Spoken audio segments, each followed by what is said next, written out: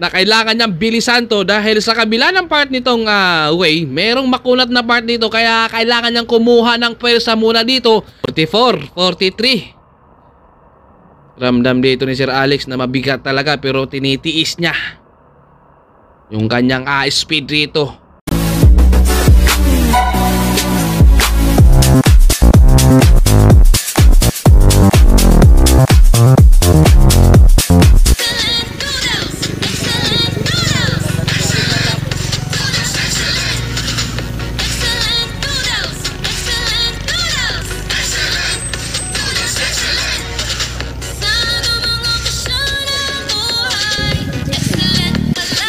What's up mga sir, for today's videos, Philippine Executive Road Cycling Club 2023 at nandito tayo sa may New Clark City. Individual time trial, Atoy Customs, ito yung mga managers category. At nandito naman si Sir Alex Bilan ng Time Excellent. Nodal shoutout kay Rumix Adventure 43 from Dubai. Shoutout sa lahat ng mga taga Dubai. Shoutout din kay Arwin Isina, Wilson Iscano. Maraming salamat sa lahat ng mga subscribe. At sa mga hindi pa nakapag-subscribe dyan, please subscribe and hit the bell button. Huwag kalimutan mag-like, share, comment my video. Shoutout din kay Sir Alex Bilan ng Time Excellent Noodles. Sir Manny, si Rice, lahat ng buong Time Excellent Noodles. Napakagandang aabangan to. Kailangan ay maging alerto ka dapat dito at focus. Lagi kang nakabantay dito sa inyong speed na hindi talaga babagal. Dinadapaan ni Sir Alex dito. At matulin yung kanyang start pero may makunat na part dito at 44 kilometers. Hindi basta-basta yan. Kailangan meron kang planado dyan kung saan ka dapat tutulin dahil yung 44 kilometers kapag nagmi-maintain ka siguro ng 45 o 40 kph ay pwede siguro pero yung pagbalik din ay medyo makunat din yung sa kabila at dito 38 kph Sir Alex. Maga hindi mo na binibigla dito ni Sir Alex dahil meron pang pagbalik ay mayroong makunat na part. Kailangan ay doon na naman siya kukuha ng power para yung kanyang speed ay hindi babagal. Ito nakaramdam ni Sir Alex dito na kailangan niyang bilisan. 45, 46 kph na. Matuli na at wala sa edad yung kanilang tulin ngayon. Maulan, malamig pero nag-iinit din sa kanila at dinadapaan na dito ni Sir Alex. Para less pagod. Lamang na dito ng mga naka-ITT bike na. At kailangan hindi pala pwede na basta kambyo-kambyo ka na dito para hindi madidili. Yung takbo mo, yung speed mo, kailangan kung naka-permis ka na sa kambyo mo, yun na yun. Magre-reduce ka na lang or kapag may ahon na. Iba talaga no, kapag mga veterano, alam na nila kung saan sila dapat bababa sa kanilang kambyo. Focus na focus dito si Sir Alex Bilan. Shoutout sa lahat ng mga lumaro rin dito. Malakas ang ulan pero nag-iinit din sa kanilang diinan ang mga managers category natin. Sir Boy Tiplis, malakas din yan ng Team Angkan. Nakakanondel si Sir Alex Bilan. Ramdam na dito ni Sir Alex na dinadapaan na at ramdam din talaga niya na kailangan niyang bilisan to dahil sa kabila ng part nitong way, merong makunat na part dito kaya kailangan niyang kumuha ng pwersa muna dito habang patag. 53 kph na, ang tulin na yan. Kumbaga wala sa edad yung kanilang tulin dito. Nasa ensayo at nasa disiplina talaga, no? Kailangan di ka magpapabaya sa sarili mo para tuloy-tuloy pa rin yung kanyang lakas. Bihira lang natin nakikita Sir Alex nag-iinsayo.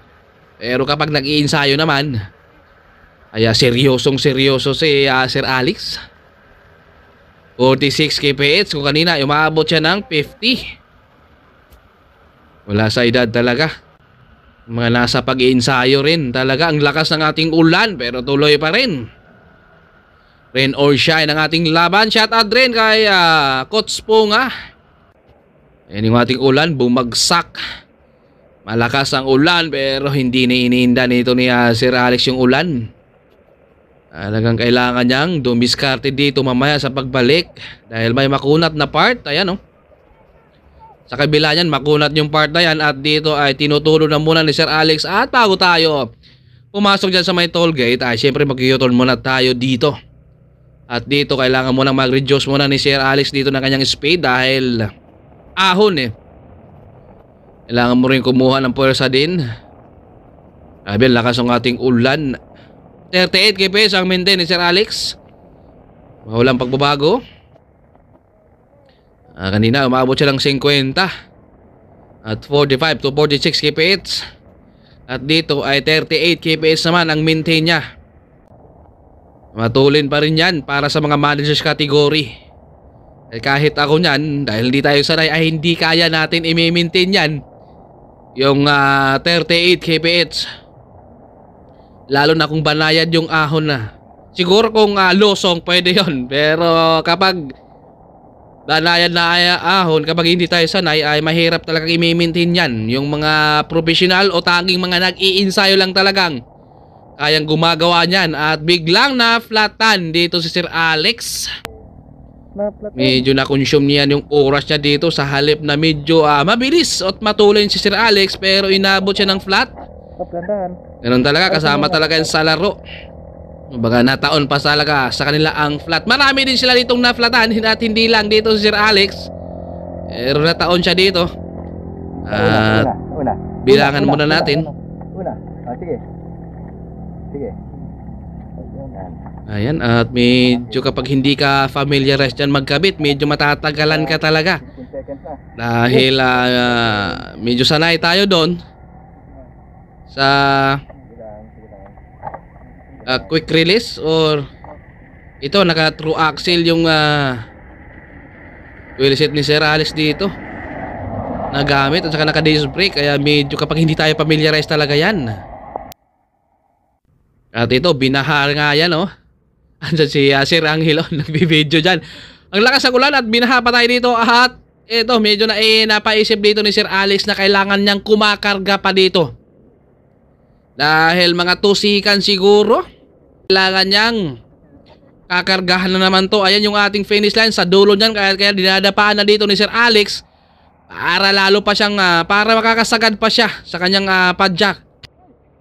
Shout out din kay Boss AG Soto ng Pampanga. Yan, oh. Shoutout sa inyo dyan, sir. Ito yung ating unang pinakawalan kanina sa lahat ng mga kategori, si Madam ng Team Opus. Pero nabutan ni Sir Alex Bilan. Malakas talaga yung ating mga veterano. Wala talaga sa edad. At dito, dahil naisip na ni Sir Alex to na medyo bawas siya, at kailangan naman niyang tiisin to. Banayad na naman, kaya kailangan niyang tiisin rin yung kanyang sipa dito. 35 to 36 kps. Mabigat. Pero tinitiis dito ni Sir Alex. Dahil na-flatan siya kanina. At ito, mukhang dinadapaan at may...